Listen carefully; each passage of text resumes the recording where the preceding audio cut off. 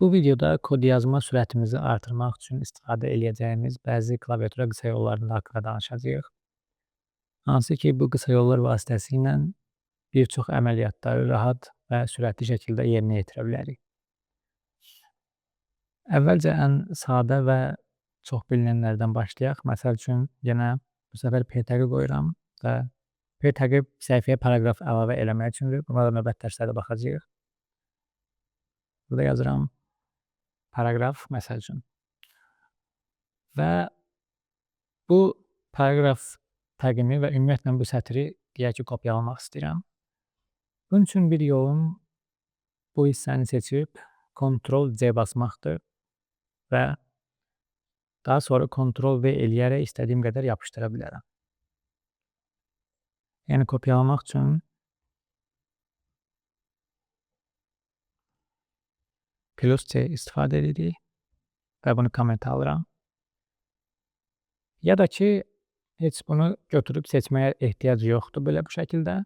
Biz kursoru hansı sətri seçmək istəyiriksə, onun üstündə saxlayırıq. Bu burada da ola bilər. Burada da ya da burada fərq eləmir. Ctrl+C basanda o avtomatik olaraq bütün sətri kopyalayır.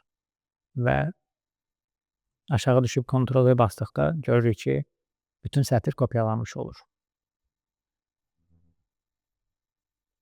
Daha sonra kodu ya da mətni kəsmək necə olur? Bunun üçün Ctrl+X-dən istifadə edirik və kopyaladığımız kodu yapışdırmaq üçün də Ctrl+V-dən istifadə edirik. Yəni Ctrl+C ilə kodu kopyaladıqdan sonra təzədən yapışdırmaq üçün Ctrl+V-dən istifadə edirik. Ctrl+X isə bu mətni kəsmək üçündür. Yəni yenə bunu götürüb Ctrl+X-i basdıqda mətni kəsib götürürük və eyni zamanda onu yaddaşda saxlamış oluruq. Yəni yenidən Ctrl+V-ni basdıqda o son dəfə kəsdiyimiz kodu yapışdırmış oluruq. Bunu sübut eləmək üçün belə bir rəqəm yazıram sonuna, paraqraf 1 və həmçinin Ctrl+C-də olduğu kimi burada yenə sətri götürüb seçməyimizə ehtiyac yoxdur.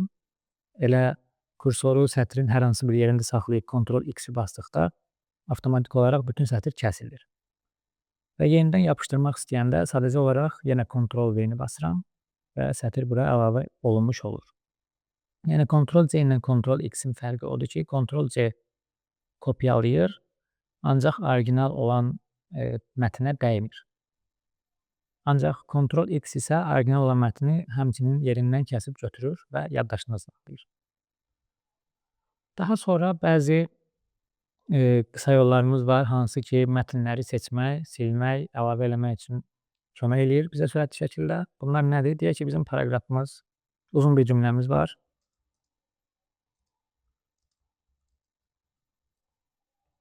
Tutaq ki, belə bir cümlə yazdım nümunə kimi. Mən bu mətnin son 3 sözünü seçmək istəyirəm. Və mouse'la götürüb, kursorla sürüşdürüb götürə bilərəm. Ancaq mouse'u götürmək istəmirəmsə və klaviatura ilə bunu rahat şəkildə eləmək istəyirəmsə, bunun üçün qısa yollar var. Deyək ki, kursorumuz buradadır. Biz normalda sol və sağ klaviatura düymələri ilə kursoru sola-sağa verə bilirik. Ancaq mən istəyirəmsə ki, kursoru sözbəsöz ötürüm bu şəkildə, yəni hərf-hərf yox. Bunun üçün Ctrl və sağ-sol ox düymələrindən istifadə edirəm. Burada yazıram. Ctrl+Arrow yazdım, yəni bu sol və yaxud sağ düymə kimi başa düşülə bilər. Daha sonra deyək ki, Ctrl-la sola-sağa gələ bilirəm. Bəs hərfləri necə seçə bilərəm klaviatura ilə? Hərf seçmək üçün Shift düyməsinə basıb saxlayıram və yenə sol və sağ düymələrindən istifadə edərək istədiyim qədər hərfi seçə bilirəm və yaxud azalda bilirəm. Bunu da burada qeyd edək. Daha doğrusu Shift+Arrow və biraz əvvəl Ctrl düyməsi ilə söz gedə biliriksə, Ctrl-la bir yerdə Shift-i basdıqda yenə söz gedirik, amma bu səfər həm də sözləri seçmiş oluruq. Yəni bu Ctrl və Shift düymələrinin, yəni bu ikisinin kombinasiyası kimi başa düşülə bilər. Ctrl plus Shift plus arrow yazıram.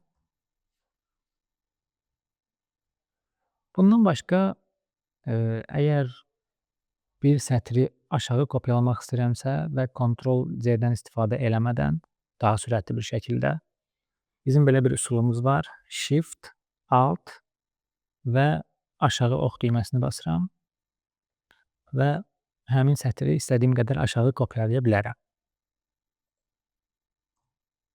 Shift plus down arrow.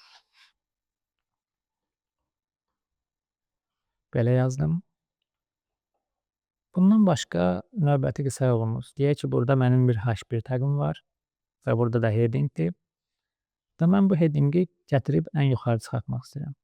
Yollarımızdan biri Ctrl X eləmək və bura gətirib Ctrl V eləməkdir. Hətta səhv qoydum. Bu bir üsuldur. Ya da ki, digər daha rahat olan üsul odur ki, Alt düyməsini basıb saxlayaraq yuxarı və aşağı düymələri ilə headingi istədiyim yerə gətirə bilərəm. Burada ən yuxarı gətirdim, qoydum və bunu da bura əlavə edək. Alt plus up and down arrow. Daha sonra mən istəyə bilərəm ki, bir neçə yerdə dəyişikliyi eyni vaxtda eləyim. Yəni burada gördüyünüz kimi bir kursorumuz var yarım sönə.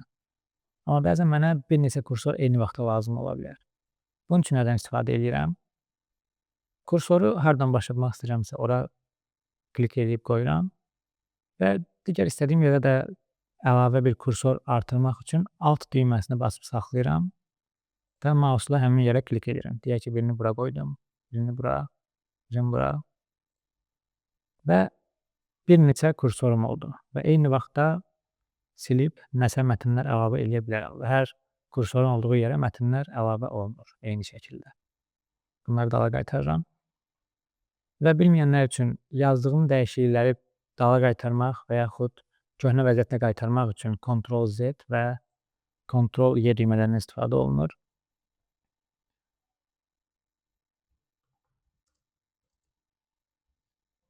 Və bunu aşağı kopyalayıram, Ctrl Y. Nə deməkdir bu? Deyək ki, burada bir P tagi əlavə elədim, bura test yazıram. Ctrl Z basdıqda geri qayıtmış oluram. Gördüyüm işləri geri qaytarmış oluram. Ya da tərsinə iləri vermək üçünsə Ctrl Y-ni basıb saxlayıram və yaxud tək-tək basıram. Bu mənim nə qədər dəyişiklik eləmək istədiyimə bağlı olaraq dəyişə bilər. Və son olaraq mən kursoru, məsəl üçün burada sentence sözlərim var və tək-tək altla götürüb bura qoymaq istəmirəm. Daha sürətli bir üsulumuz odur ki, əgər sözlərimiz eynidirsə və bu arada multiple kursor, yəni bir neçə kursoru eyni vaxtda dayandırmaq üçün ESC düyməsini basa bilərik. Bu düymə və yaxud da ki, sadəcə olaraq başqa bir yerə klik edib onu ləğv edə bilərik. Geri qayıdaq. Burada sentence bir neçə dənə yerdə yazılıb və mən hamısını seçmək istəyirəm. Amma tək-tək alt və kliklə bunu eləmək istəmirəm, çünki bu mənim vaxtımı apara bilər. Daha qısa bir üsul Ctrl və D düymələrindən istifadə eləməkdir. Ctrl D-ni basdıqda bu axtarır və harda eyni söz varsa, yəni sentence varsa, onları tapır və hər dəfə Ctrl D basdıqda onların sonuna da bu kursoru əlavə eləyir. Və hamısını biz eyni vaxtda seçib dəyişmiş olacağıq. Sentence geri qaytaraq və bunun da qısa yolu Ctrl plus D.